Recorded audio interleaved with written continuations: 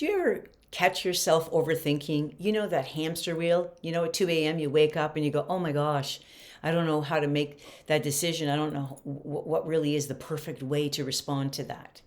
So I'm here to tell you there are definitely things that you can do. But first off, let's see whether or not you are an overthinker. So here are some signs that I think may be helpful. And the first thing is pay attention, for example, if you're someone that gets into analysis paralysis.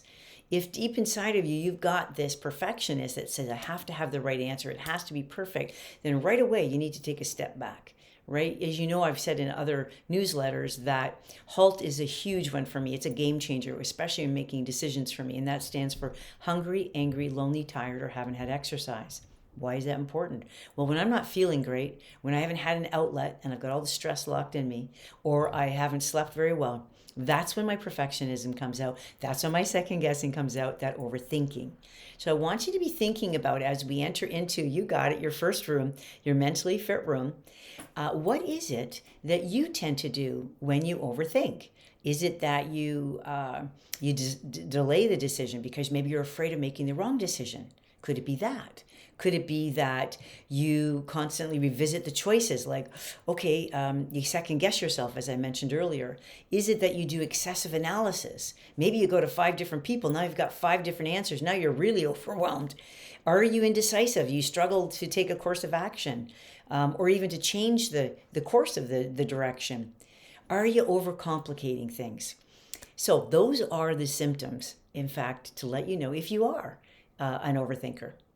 How about the steps to resolve that? Would that be helpful to overcome the overthinking? Number one is, I think it's really, really important. Take that time to pause.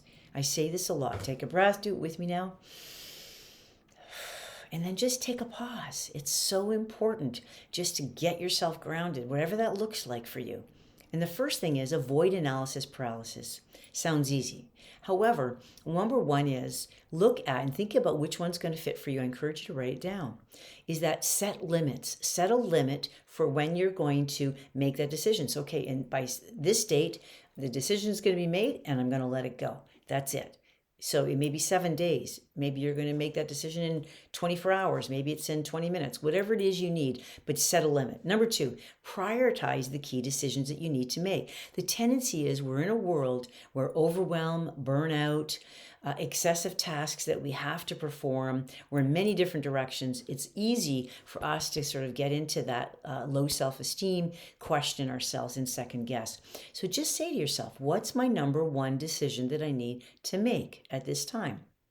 And that may be something that you think about your superior. What would they want you to be focused on? Number three is develop a decision-making framework. So whether you're a pros and cons person, whether you're a SWOT analysis person, you know me, I'm the queen of mind mapping. So I'd put whatever it is in the middle, and then I would put all kinds of suggestions around it. Who would be the best person to provide some solutions? Where can I get, answers? Maybe it's online. Have I sat with myself? Have I really just taken a moment just to reflect? And the fourth, and probably the most important, and this is one of my superpowers, is trust your gut. You see, your intuition is there for a reason. How often have we said, oh, I had that feeling and I ignored it. And meanwhile, the decision was correct. So I would love for you to share with me. Try this out within the next 7 days.